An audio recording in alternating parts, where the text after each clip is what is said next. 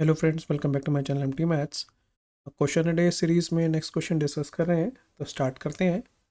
If f x is a differentiable function in the interval 0 to infinity such that f1 equal to 1 and limit t tends to x t square f x minus x square f t upon t minus x is equal to 1 for each x greater then 0 then f3/2 is 4 options. ठीक है, तो question की language बिल्कुल clear सी है। Question में एक limit दे रखी है जिसकी मदद से अगर हम एफ एक्स निकाल पाए तो हम f3/2 ईजिली निकाल पाएंगे। तो हमारा मेन पर्पस इस क्वेश्चन में है इस लिमिट की मदद से एफ एक्स को निकालना। तो लिमिट दोबारा लिखता हूँ। लिमिट लिखी हुई है t tends to x t square f x minus x square f t on t minus x, ये लिमिट 1 दे रखी है। ठीक है, तो जब भी हम लिमिट इवेल्युएट करने की बात करते हैं तो हम सबसे पहले ये जानने की कोशिश करते हैं कि ये लिमिट कौन सी इंडिटरमिनेट फॉर्म में है। वो पहचानने के लिए हम क्या करते हैं, डायरेक्ट सब्स्टिट्यूशन करके देखते हैं ओरली कि हो क्या रहा है। तो जहाँ जहाँ टी दिख रहा है, टी यहाँ दिख रहा है, यहाँ दिख रहा है और यहाँ दिख रहा है, तो यहाँ पे हम ये एक्स ओरली सब्स्टिट्यूट करके देखेंगे। तो न्यूमरेटर बन जाएगा x square f x minus x square f x tending to zero. Tending to zero क्यों कह रहे हैं, क्योंकि टी एक्स को टेंड कर रहा है, टी एग्जैक्टली एक्स नहीं है। ठीक है, तो न्यूमरेटर टेंडिंग टू जीरो और डिनोमिनेटर भी क्लियरली दिख रहा है, एक्स माइनस एक्स बन जाएगा टेंडिंग टू जीरो।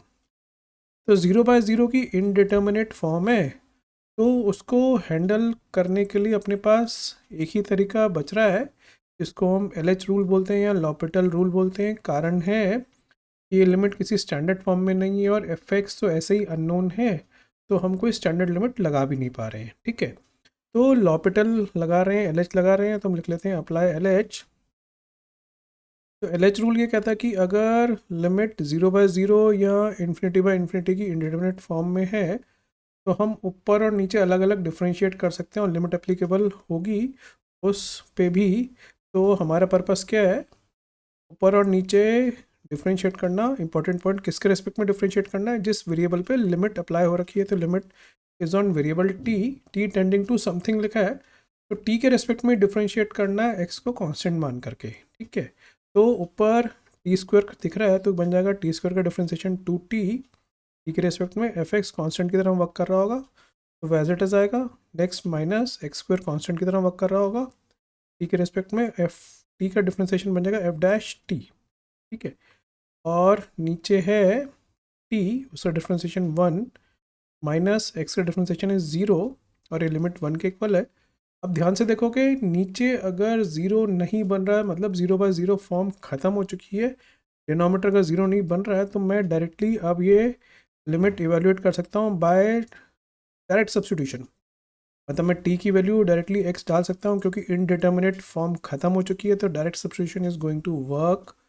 तो जैसे ही मैं टी की वैल्यू एक्सपोर्ट कर देता हूँ तो बन जाएगा 2x F x minus x square F dash x. तो जहाँ जहाँ टी दिख रहा था मैंने डायरेक्टली एक्सपोर्ट कर दिया और लिमिट निकल चुकी है और ये लिमिट क्वेश्चन के हिसाब से 1 के इक्वल है।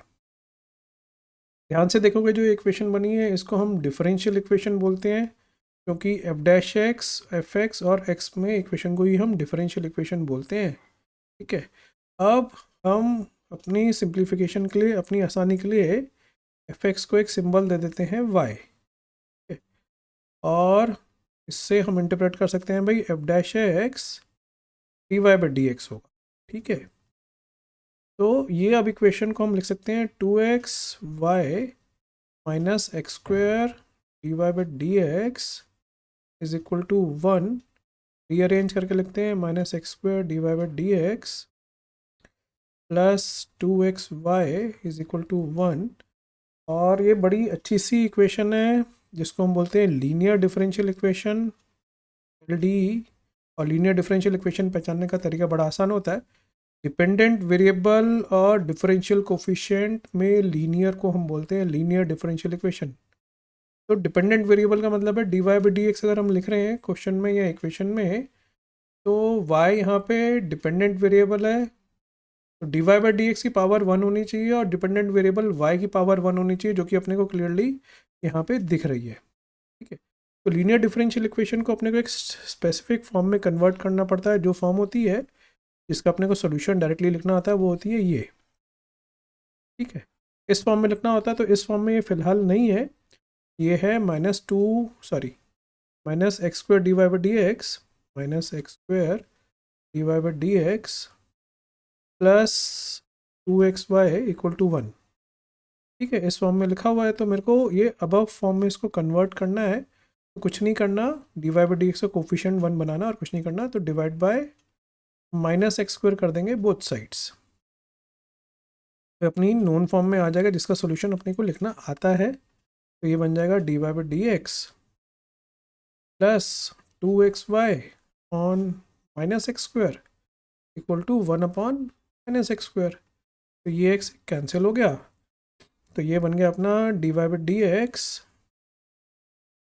Minus 2y upon x equal to minus 1 upon x square. तो ये अपनी इस फॉर्म में कन्वर्ट हो चुका है जो अपन को चाहिए था। उसको दोबारा लिख देता हूँ, d y by d x plus p y is equal to q. तो इसका सोल्यूशन होता है, अगर हम इस फॉर्म में लीनियर डिफरेंशियल इक्वेशन को लिख पा रहे हैं, तो सोल्यूशन होता है डिपेंडेंट वेरिएबल, जो कि इस केस में y है। अगर हम d x by d y की फॉर्म में लिखेंगे तो उस केस में डिपेंडेंट वेरिएबल x होगा। ठीक है, वो भी क्वेश्चन बन जाता है। तो बड़ी इंपॉर्टेंट फॉर्म है मेंस एडवांस दोनों से की पॉइंट ऑफ व्यू से। मेजरली यही फॉर्म आती है लीनियर डिफरेंशियल इक्वेशन की। तो y into I F equal to integral q into I F D x plus C, ये इसका सोल्यूशन होता है। तो मेरा पर्पस यहाँ पे पहले आई एफ निकालना। आई एफ होता है जिसको हम इंटीग्रेटिंग फैक्टर बोलते हैं, e raise to power integration p d x. ठीक है, e raise to power p की वैल्यू कितनी है, जो y का कोफिशिएंट है, तो यहाँ से हम देखेंगे p है माइनस 2/x। तो ये बन जाएगा e raise to power integration minus 2/x d x. 1/x की इंटीग्रेशन पता ही है, ln mod x, मगर मॉड नहीं लिखेंगे हम यहाँ पे। उसका कारण क्वेश्चन में ही क्लैरिटी है। क्वेश्चन कह रहा था कि x की वैल्यू पॉजिटिव है, तो पॉजिटिव वैल्यू पे मॉड की ज़रूरत नहीं होती। यहाँ पे भी लिखा हुआ है और देखो यहाँ पे भी लिखा हुआ है। ठीक है, तो हम अगर ये e और log हटाना चाहते हैं तो e और ln एक दूसरे के एंटी होते हैं, तो इस 2 को -2 को मैं इसकी पावर में ले जाऊंगा, log की प्रॉपर्टी लगा दूंगा, इसको लिख दूंगा ऐसे। तो e और ln एक दूसरे के इन्वर्स होते हैं, तो एक दूसरे को बैलेंस कर देते हैं, तो ये कुछ ऐसा बन जाएगा। तो ये अपना आई एफ आ चुका है। अब सोल्यूशन लिखते हैं y इंटू आई एफ। तो I F is 1/x square equal to integral q कितना था, q देख लेते हैं। तो q क्वेश्चन में है ये, this is our q -1/x square. क्या आ जाएगा -1/x square into I F D x. और मैं बार बार बोल रहा हूँ कि c पहले स्टेप में ही लिख दो, गड़बड़ होने के चांसेस कम हो जाएंगे, क्योंकि c नहीं लिखोगे तो गड़बड़ हो जाएगी। तो ये बन जाएगा माइनस इंटीग्रल x की पावर -4 डी एक्स। तो x की पावर n की तरह इजीली इंटीग्रेट कर जाएगा, तो ये बन जाएगा इसका इंटीग्रेशन x की पावर -3 अपॉन -3, माइनस से माइनस उड़ जाएगा, प्लस c, तो बिल्कुल भी नहीं भूलना। ठीक है, तो ये बन जाएगा y/x square equal to 1/3x cube plus c। अब हमारा काम बचा हुआ है सिर्फ c निकालना। तो c क्वेश्चन में निकालने के लिए कुछ इनिशियल कंडीशन दे रखी है, वो है ये f1 इक्वल टू 1। ठीक है, तो f1 1 है, तो हम इसका यूज़ करेंगे। f1 1 होने का क्या मतलब है, f1 1 होने का मतलब है जब x की वैल्यू 1 है तो fx को हमने बोला है y, तो y की वैल्यू भी 1 है। तो ये उठा करके हम यहाँ पे डालने वाले हैं, यहाँ डालने वाले हैं, तो ये बन जाएगा 1 इक्वल टू 1/3 प्लस c। तो c की वैल्यू निकल आई है कितनी, 2/3। तो c आ गया 2/3। अब ये c 2/3 हम यहाँ पुट कर देंगे, तो अपना पर्टिकुलर सोल्यूशन या fx हो गया तैयार। तो y/x स्क्वायर आ गया कितना, 1/3x क्यूब। ठीक है, प्लस c था, तो c आ गया 2/3। इस x स्क्वायर को उधर फेंक देते हैं, तो ये बन जाएगा y equal to 1/3x plus 2/3x square. और y का मतलब ही fx है, तो अपना fx फंक्शन हो गया तैयार। अब जो भी क्वेश्चन पूछ रहा है वो हम इजीली निकाल सकते हैं। फॉर्मेलिटी बची हुई है क्वेश्चन में, ऑलमोस्ट हम सॉल्व कर चुके हैं। तो अपने को f3/2 पे वर्क करना है, तो f3/2 निकालते हैं।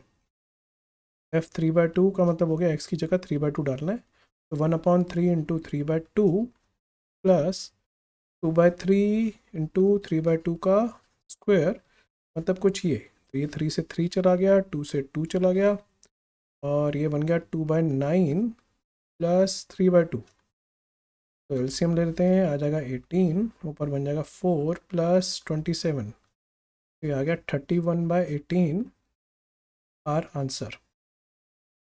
ठीक है, तो एक बार देख लेते हैं किस ऑप्शन से मैच कर रहा है। ऑप्शन डी है 31/18, तो 31/18 अपना करेक्ट आंसर हो जाएगा। तो आई होप सब कुछ समझ आ गया हो कैसे हमने लिमिट पे एल एच लगाई कि 0/0 बन रहा था, फिर एक डिफरेंशियल इक्वेशन बन गई, उसको हमने पहचाना, लीनियर डिफरेंशियल इक्वेशन थी, उसको नोन फॉर्म में कन्वर्ट किया जिसका सोल्यूशन आता था। वो बहुत ज़्यादा ज़रूरी होता है क्योंकि उसी से पी और क्यू आइडेंटिफाई होता है, अदरवाइज़ हम आई एफ और सोल्यूशन डायरेक्टली लिख नहीं सकते हैं।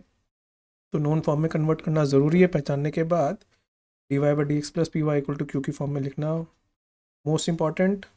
फिर उस हमने पी और क्यू आइडेंटिफाई किया, आई एफ निकाला, सोल्यूशन लिखा, फिर इनिशियल कंडीशन दे रखी थी उससे हमने सी निकाल दिया, सी निकाल के सोल्यूशन तैयार था, y as a function of x press कर दिया विच इज़ एफ एक्स, तो f3/2 इजीली निकल आया, हमने एक्स की जगह 3/2 पुट कर दिया, 31/18 आ गया अपना आंसर।